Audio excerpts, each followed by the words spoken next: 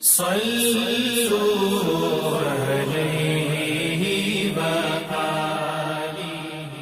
بخاری حدیث نمبر 131۔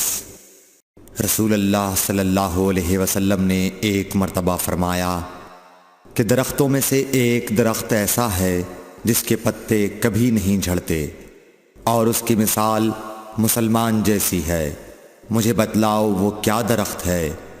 تو لوگ جنگلی درختوں کی سوچ میں پڑ گئے، اور عبداللہ بن عمر کے دل میں آیا کہ میں بتلا دوں کہ وہ کھجور کا پیڑ ہے۔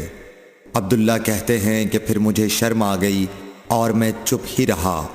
تب لوگوں نے عرض کیا، یا رسول اللہ، آپ ہی خود اس کے بارے میں بتلائیے۔ آپ نے فرمایا، وہ کھجور ہے۔ عبداللہ کہتے ہیں کہ میرے جی میں جو بات تھی وہ اپنے والد حضرت عمر رضی اللہ عنہ کو بتلائی۔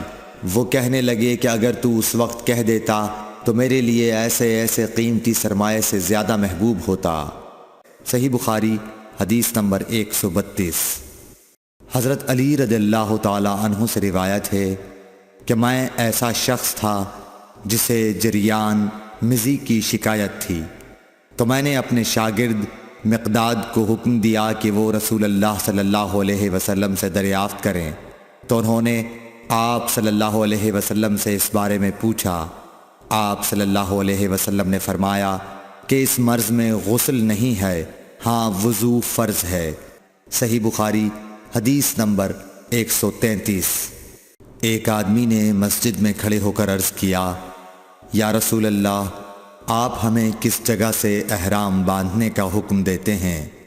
تو رسول اللہ صلی اللہ علیہ وسلم نے فرمایا، مدینے والے ذوالحلیفہ سے احرام باندھیں، اور اہل شام جحفہ سے، اور نجد والے قرن منازل سے۔ ابن عمر نے فرمایا کہ لوگوں کا خیال ہے کہ رسول اللہ صلی اللہ علیہ وسلم نے فرمایا کہ یمن والے یلملم سے احرام باندھیں، اور ابن عمر کہا کرتے تھے کہ مجھے یہ آخری جملہ رسول اللہ صلی اللہ علیہ وسلم سے یاد نہیں۔ صحیح بخاری حدیث نمبر 134۔ ایک شخص نے آپ صلی اللہ علیہ وسلم سے پوچھا کہ احرام باندھنے والے کو کیا پہننا چاہیے؟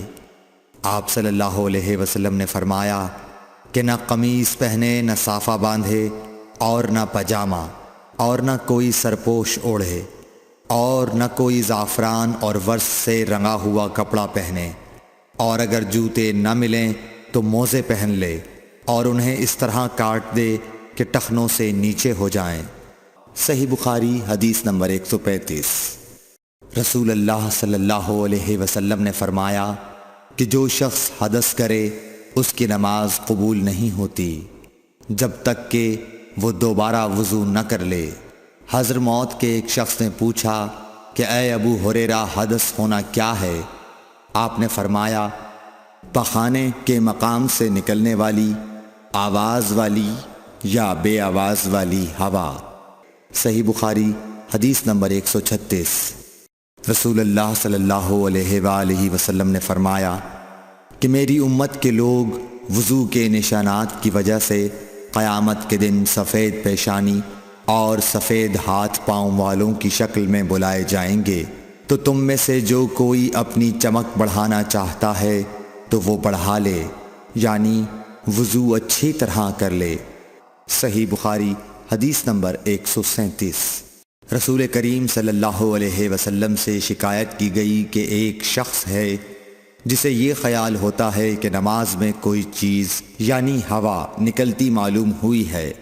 آپ صلی اللہ علیہ وسلم نے فرمایا کہ نماز سے نہ پھرے یا نہ مڑے جب تک آواز نہ سنے یا بو نہ پائے۔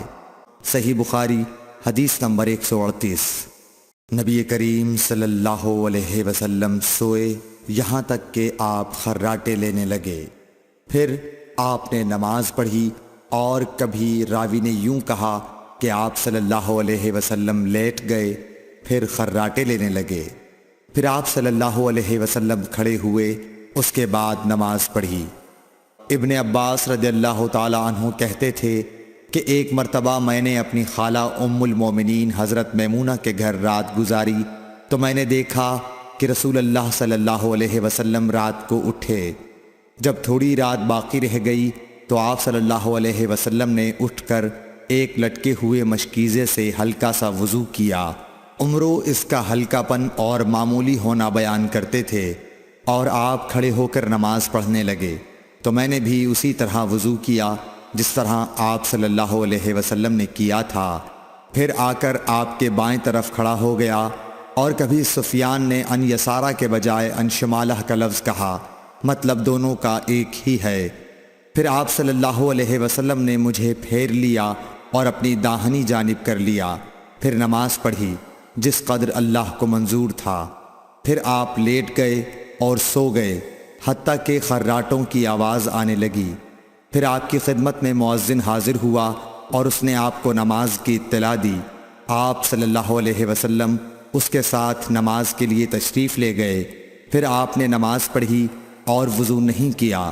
سفیان کہتے ہیں کہ ہم نے عمرو سے کہا، کچھ لوگ کہتے ہیں کہ رسول اللہ صلی اللہ علیہ وسلم کی آنکھیں سوتی تھیں، دل نہیں سوتا تھا۔ عمرو نے کہا، میں نے عبید بن عمیر سے سنا، وہ کہتے تھے کہ انبیاء علیہ السلام کے خواب بھی وہی ہوتے ہیں۔ پھر قرآن کی یہ آیت پڑھی، میں خواب میں دیکھتا ہوں کہ میں تجھے ذبح کر رہا ہوں۔ صحیح بخاری حدیث نمبر 139۔ رسول اللہ صلی اللہ علیہ وسلم میدان عرفات سے واپس ہوئے۔ جب گھاٹی میں پہنچے تو آپ اتر گئے۔